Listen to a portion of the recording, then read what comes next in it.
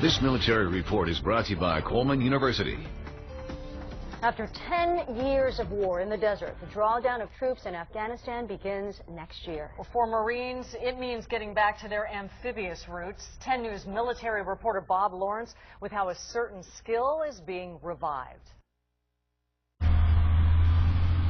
Sitting on a tank chassis that first saw life in the 1960s, this bizarre-looking contraption is actually a portable bridge that'll get Marines across any obstacle in their way. Instead of bypassing and going around the rivers in a different location, we can get them across the river at the location they want to go across. It's an old technology, but with a new twist, a rafting system that can take it anywhere. In a way, it's being reintroduced by the 7th Engineering Support Battalion. They just haven't seen this capability in the last decade, kind of like, hey, we still have this capability, and reintroducing it to them. This kind of bridging operation was used extensively in Iraq, and in fact, that's when we first met up with the 7th ESB in the Kuwaiti desert. Hello, San Diego, from Kuwait. March 2003, Camp Pendleton Marines were in the Kuwaiti desert waiting for a go or no-go into Iraq. Literally, the tip of the spear.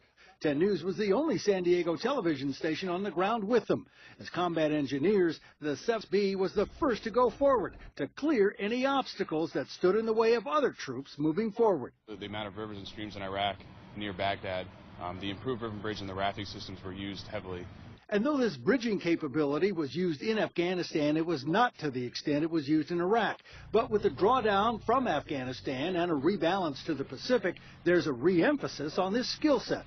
So this was a not-so-subtle reminder to other Marines of what's still in the toolkit.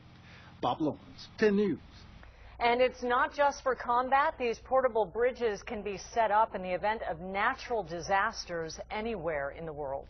And we have new information in a burglary spree where criminals are striking a Carmel Valley neighborhood in broad daylight.